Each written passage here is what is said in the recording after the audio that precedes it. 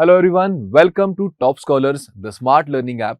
Today in this lecture, we are going to discuss some of the very important questions if you are preparing for the 10th standard examination of CBSE board.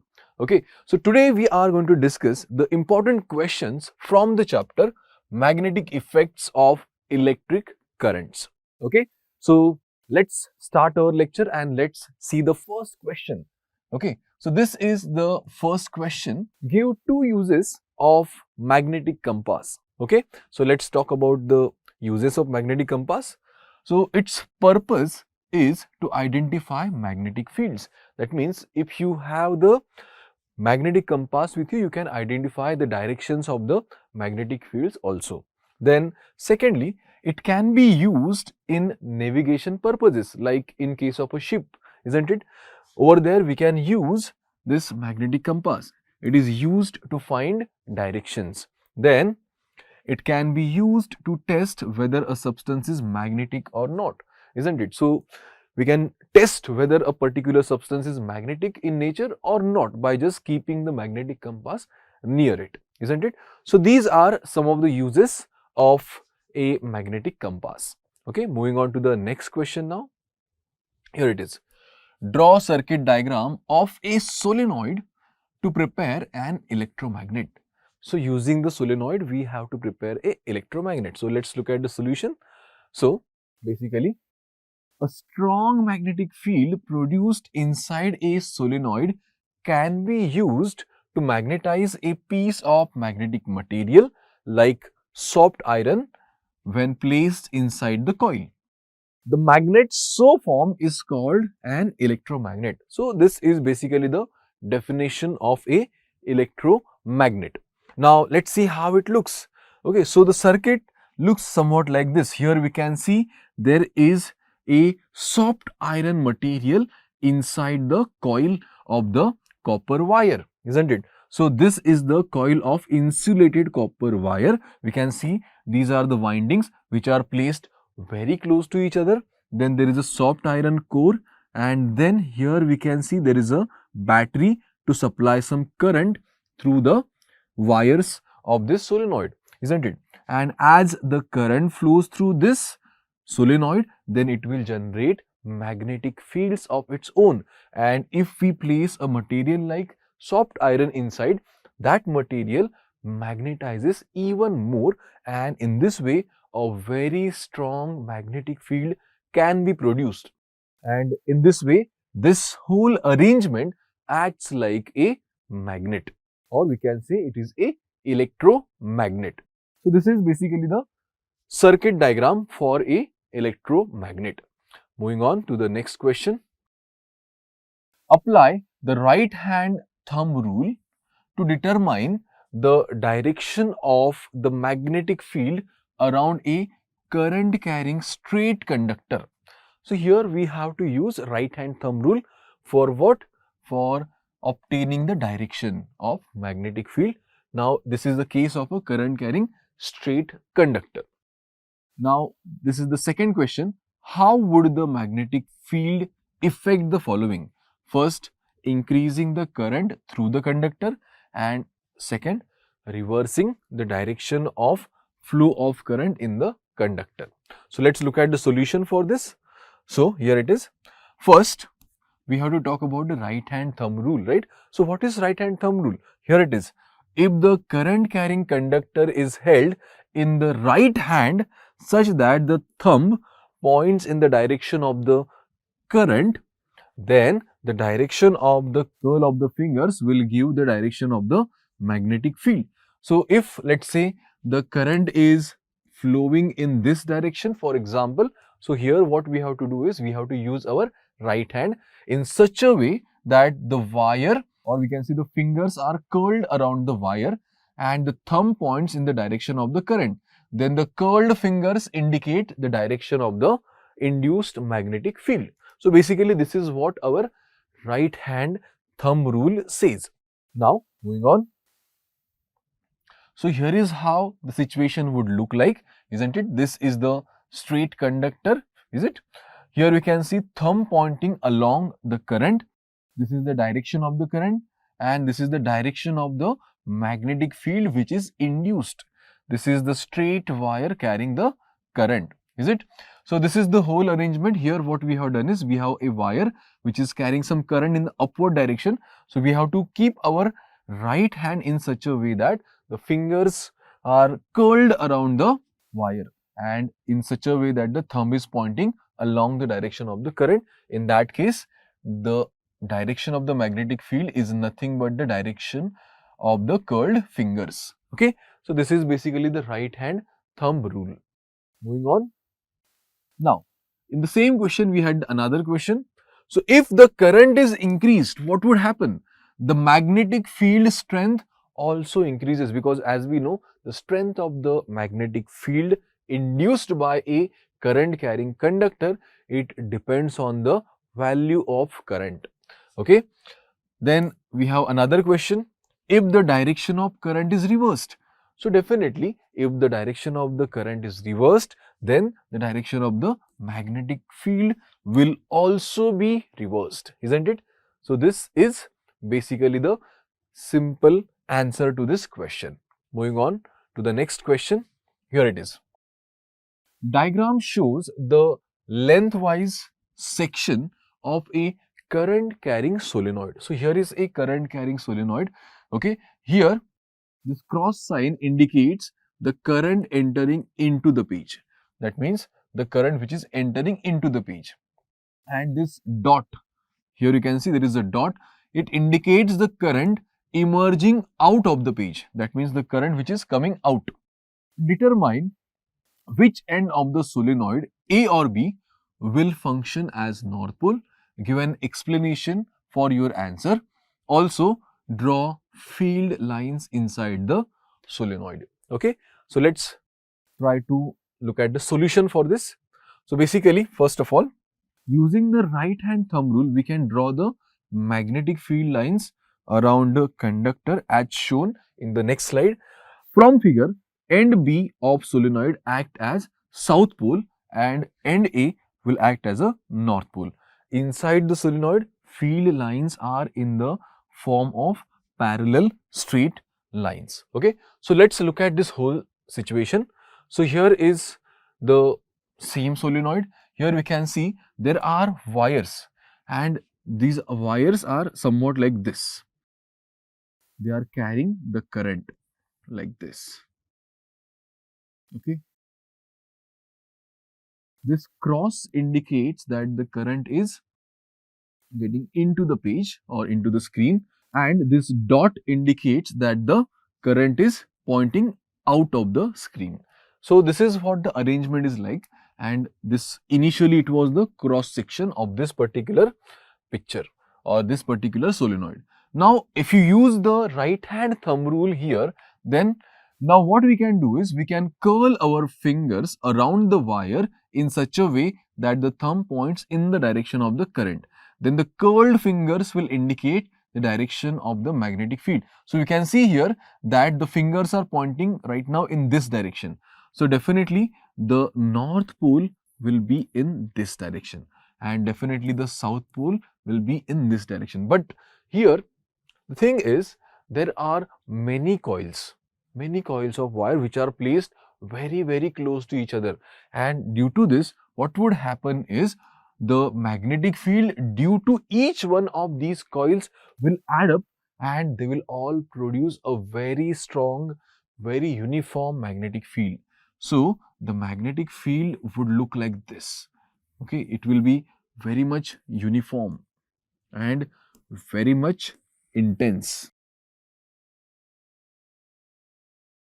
The magnetic field inside the solenoid is very intense and very uniform. They will be all parallel to each other due to the addition of all these individual magnetic fields due to each of these coils. Okay, so this is what the picture would look like.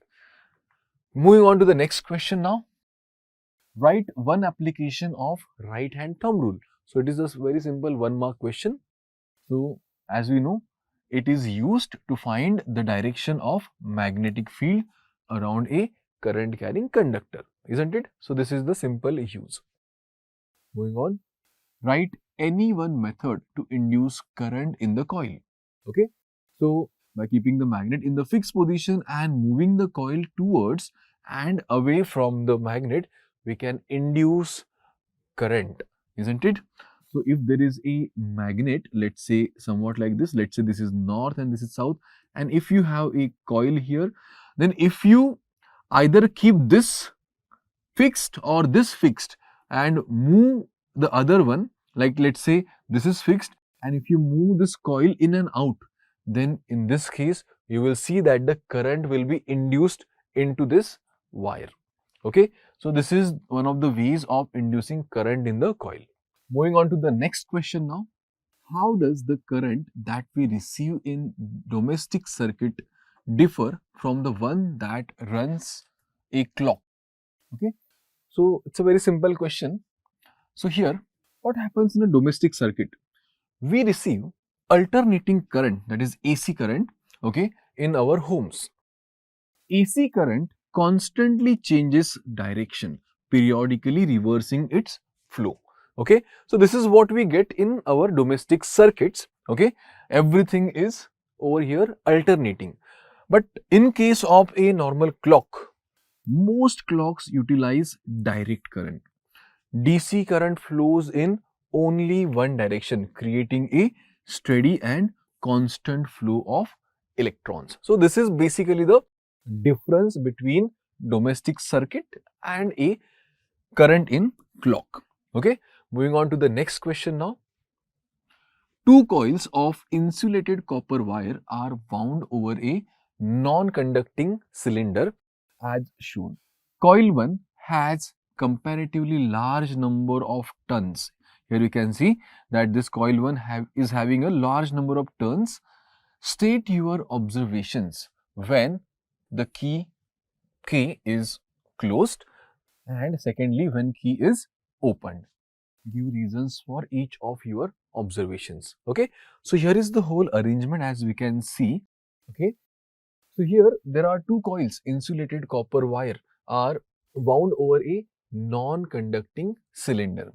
So here there is a non-conducting cylinder, and over which we have got insulated copper wires. This is coil 1, this is coil 2, and we can see coil 1 is connected to a battery and there is a key which can be opened or closed. And here coil 2 is just connected to a galvanometer, that means a current measuring device. Okay, so now what will happen when it is closed? Okay, so let's try to answer this. When the key is closed, after setting up the circuit as shown, one can observe a deflection on the galvanometer connected to the second coil, isn't it? So what will happen here is, as soon as the key is closed, the current will start flowing. Okay, and as soon as or instantaneously when the current starts flowing, then the magnetic field will also be induced in that coil 1, and this same magnetic field will flow through the area of cross section of the coil 2, isn't it? So therefore the magnetic field flowing through the cross section of coil 2 will also change, and as soon as there is a change in the magnetic flux, then there will be a current induced in the coil 2, and which will be detected by the galvanometer. Okay, so this is what is going to happen. So this is because a potential difference and thus a current is induced in coil 2. Okay, there is change in the current and magnetic field associated with the coil 1. When the magnetic field changes in coil 1, the magnetic field lines around coil 2 also changes. This induces a current in coil 2. Okay, so this is what happens when the key is closed. Okay, now moving on. What happens when the key is opened? So once we open the key again, that means the current would stop. As soon as the current stops, the magnetic field which was produced earlier, that will also stop, isn't it? There will be no magnetic field now. So instantaneously the magnetic field which was initially there in the coil 2 due to the coil 1, now that magnetic field will also stop, and as soon as it stops, there is a flux flux of magnetic field, and therefore there will be again current induced in the coil too. Okay, and this will be detected by the galvanometer, but this time the current will be in opposite direction as compared to the first case. Okay, so this is what is going to happen. Moving on to the next question. Give the meaning of magnetic field. What are magnetic field lines? Mention the properties of magnetic field lines. Let's look at the solution. So first of all, what is magnetic field? The region surrounding a magnet in which the force of the magnet can be detected is called its magnetic field, isn't it? So if you have a magnet, or let's say a small bar magnet with you, okay, like this, let's say. So if you keep another bar magnet near it, or any magnetic material near it, let's say this is south pole, this is north pole. So if you keep some other magnetic material near it, then that material is going to feel or experience some force. Okay, why this happens is because this magnet has produced its own magnetic field around itself, and whenever some other material enters that field, then that material is going to experience some force, and this is nothing but the magnetic field. Okay, so basically the region surrounding a magnet in which the force of the magnet can be detected or experienced, that is called as magnetic field. Moving on to the next. What is magnetic field lines? So field lines are used to represent a magnetic field. Okay, a field line is a path along which a hypothetical free north pole would tend to move.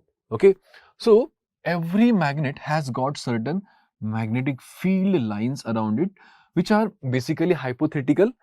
Basically, these are just theoretical constructions of how the magnetic field would look like, and generally these magnetic field are somewhat like this.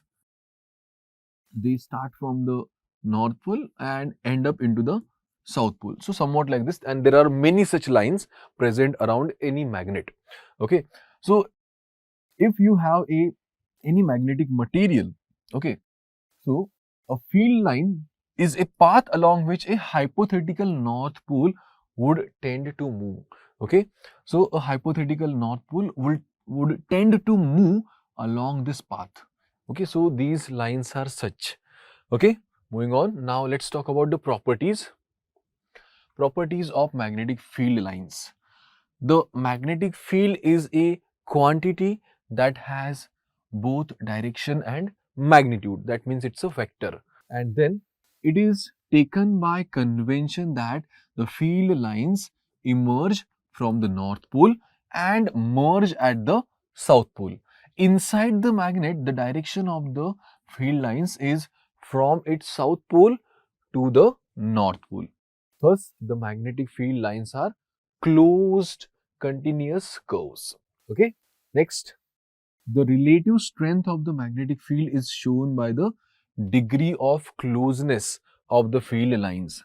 So that means if the magnetic field lines are very close to each other, that means we can say that the strength of the magnetic field is quite large. Okay, the closer the field lines, the stronger the strength of the magnetic field. Okay, next property, no two field lines cross each other. So this is one very important property of magnetic field lines. So if there are, let's say, 2-3 magnets near each other, then definitely everyone would have their own magnetic field lines. But the thing is, these magnetic field lines never cross each other. And if they cross, it would mean that at the point of intersection, the magnetic compass needle would point toward two directions. That means if they cross each other, then that at that point the magnetic needle has to be directed in two direction or deflected in two directions. So which is not possible basically, because any magnetic needle at a time, at a place, it can only deviate in a particular direction, not in two direction at the time. Moving on to the next question now. A coil of insulated copper wire is connected to a galvanometer. Explain what would happen if a bar magnet was oriented with its south pole towards one face of this coil using a labeled diagram.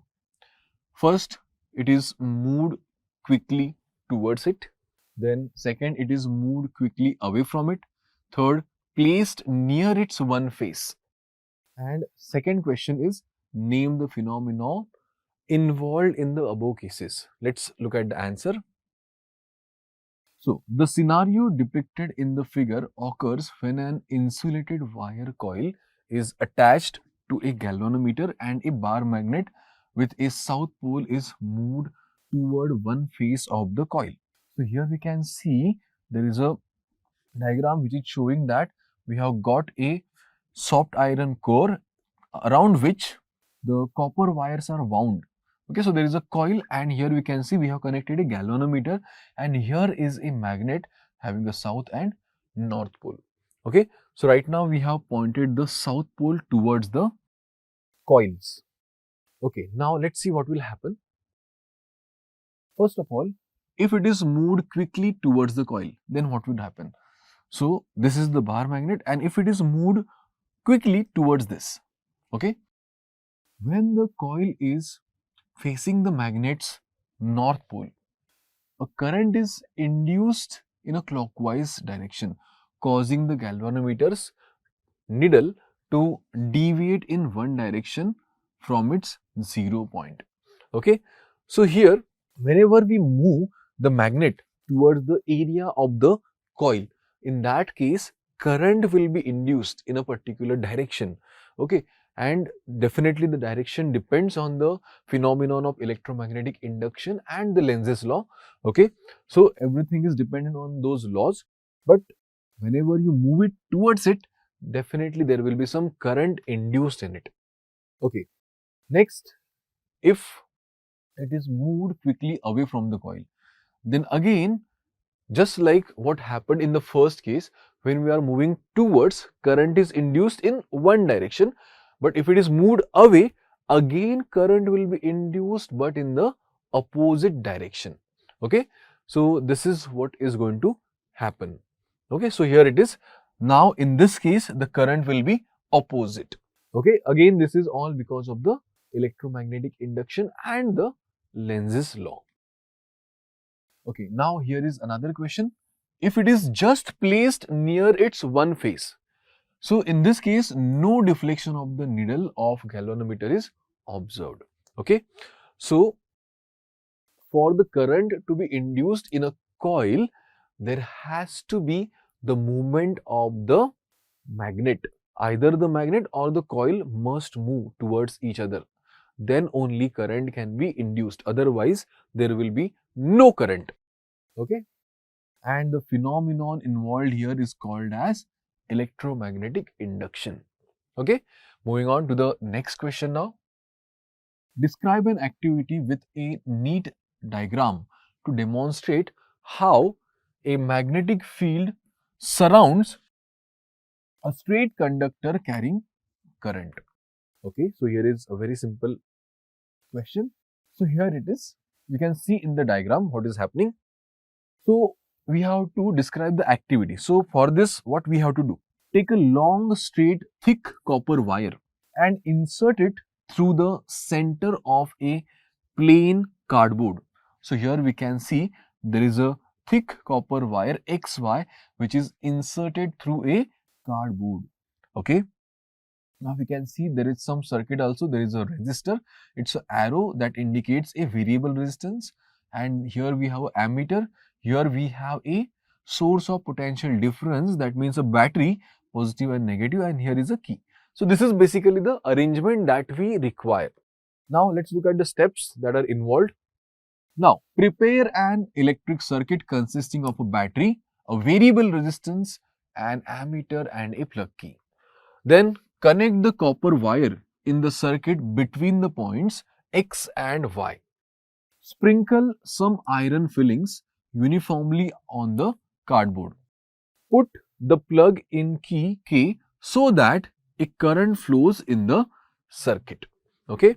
Next, gently tap the cardboard using the finger. We observe that the iron fillings align themselves, forming a pattern of concentric circles around the copper wire. Okay, so this is what basically happens. So as we have already seen in the picture or in the diagram, that if you sprinkle some iron fillings around that wire which is inserted through the cardboard, then once we switch on the circuit, then definitely that wire is going to produce some magnetic field. And if you just tap that particular cardboard, then all those iron fillings will align themselves in the direction of the magnetic field, which is circular in nature around the wire. Okay, so this is what is going to be seen. These concentric circles represent the magnetic field lines. Direction of field lines is determined by the use of a compass needle. If current is flowing vertically downwards, then the magnetic field lines are along clockwise direction. If current is flowing vertically upwards, then the field lines are along anti-clockwise direction. Okay, so these are the steps that are involved. Okay, moving on to the next question now. Identify the pole of the magnet in the given figure. So here is the diagram which is having a magnet here, and we can see there are magnetic field lines around it. Same thing is here also. Okay, here we can see there is one magnet here, and there is a magnetic field lines between the two magnets. So we have to identify the poles of the magnet. So let's see. This is the first one. So in this case, definitely since the magnetic field is coming out from this end, so definitely this has to be north pole, and the magnetic fields are merging at this point. So definitely this has to be the south pole. And then in the second case, here we can see the magnetic field is flowing from this point to this point. It is originating from this point and merging into this point. So definitely this has to be the north and this has to be the south pole. Okay, so this is the simple answer to this question. Next question is, how can you determine which way a current carrying conductor's magnetic field is pointing? Okay, so there is a simple answer to this. So what is question first of all? How can you determine which way a current carrying conductor's magnetic field is pointing? So if you have a current carrying conductor, definitely it will produce some magnetic field. So what is the direction of that? So we can easily find out that using the right hand thumb rule. It can be used to determine the direction of the magnetic field created by the current carrying conductor. This rule states that our fingers will wrap around a current carrying straight conductor in the direction of the magnetic field lines if we are holding it in our right hand with the thumb pointing in that direction. So this is basically the definition of the right hand thumb rule, which we have already seen in the same lecture previously. Okay, so this is one of the ways by which we can find out the direction of the magnetic field. Moving on to the next question. An air conditioner of 2 kilowatt is used in an electric circuit having a fuse of 10 ampere rating. Okay, so this is a fuse of 10 ampere rating. If the potential difference of the supply is 220 volt, will the fuse be able to withstand when the air conditioner is switched on? Justify your answer. Okay, so here it is. What is given? Power is 2 kilowatt. Okay, voltage is 220. So current here is power upon voltage 2000 upon 220, which is 9.09, isn't it? The rating of the fuse is 10 ampere, which is greater than the current drawn by the air conditioner. So when the air conditioner is switched on, the fuse will not blow off. That means it will be able to withstand this current. Okay, so this is the simple answer to this question. Moving on to the next question. What is the function of an electric fuse? Okay, so it is a safety device that protects the circuit in case excess current flows through the circuit. Okay, so basically electric fuse is applied or employed in every house, almost in every house, or in case of every appliance, the fuse is used. Almost in all appliances, you will find out a fuse. Why it is used? Because every appliance has got certain rating, or it can only withstand a particular amount of current only. If the current crosses that particular value, then that appliance may be damaged. So if you want this to not happen, then in that case, you have to employ a electric fuse, because if the current exceeds that value, this fuse will just melt down. That means it will stop the flow of current. Fuse wire melts when a circuit has a high current flowing through it. The current stops flowing as a result of this breaking of the circuit. Next question. What does a short circuit mean to you? What does overloading entail? How can overloading be prevented? So, a short circuit occurs when the live and neutral wires come into touch with one another. This results in a very low circuit resistance and a large quantity of current, okay, flowing through the circuit, increasing heat generation and raising the risk of a fire. Okay, so this is what a short circuit is. Now, what is overloading?